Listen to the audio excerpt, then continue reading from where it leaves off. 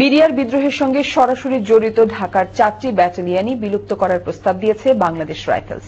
পুনর্গঠনের আগে অন্তর্বর্তী সময়ে বেসামরিক অভিজ্ঞ ব্যক্তিদের দ্বারা বিডিআর এর গোয়েন্দা কার্যক্রম চালানোর প্রস্তাবও করা হয়েছে। স্বরাষ্ট্র মন্ত্রণালয়ের কাছে পাঠানো বিডিআর এর বিভিন্ন প্রস্তাবের বিস্তারিত জানাচ্ছেন শাহরিয়া হোসেন রিয়া।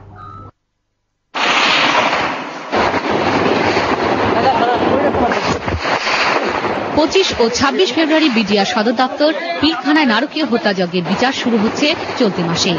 বিচার প্রক্রিয়ার সঙ্গে চলছে বিডিআর পুনর্গঠন প্রক্রিয়াও। বিডিআরকে একটি সুশৃঙ্খল বাহিনী হিসেবে পুনর্গঠিত করতে স্বরাষ্ট্র মন্ত্রণালয়ের কাছে 17 দফা সুপারিশ দিয়েছে বাংলাদেশ রাইফেলস। এতে বিদ্রোহের সঙ্গে সরাসরি জড়িত পিলখানার 4টি ব্যাটালিয়ন অবলুপ্ত করে নতুন নামে 4টি ব্যাটালিয়ন গঠনের কথা বলা হয়েছে।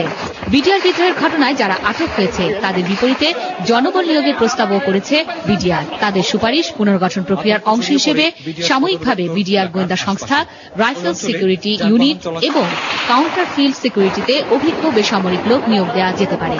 বিদ্রোহের সঙ্গে জড়িতদের সেনা আইনে বিচার করতে জরুরি ভিত্তিতে প্রজ্ঞাপন জারির সুপারিশও করেছে বাংলাদেশ রাইফেলস। আইন প্রতিমন্ত্রী বলছেন, যত দ্রুত সম্ভব বিচার করা হবে। বিডিআর এর লোহমর্ষক ঘটনার তদন্ত প্রায় শেষ পর্যায়ে। আমরা এতটুকু বলতে পারি, এই লোহমর্ষক ঘটনার অত্যন্ত সুষ্ঠু এবং স্বচ্ছ বিচার হবে। কোন প্রশ্নবিদ্ধ বিচার এই সরকার করবে না। বিডিআর এর প্রস্তাবনায় বলা হয়েছে, বিদ্রোহের ঘটনার পর সংরক্ষণ ও যত্নের অভাবে পিলখানায় রাখা অপারেশন ডাল ভাতের অবশিষ্ট খাদ্য সামগ্রী নষ্ট হয়ে গেছে।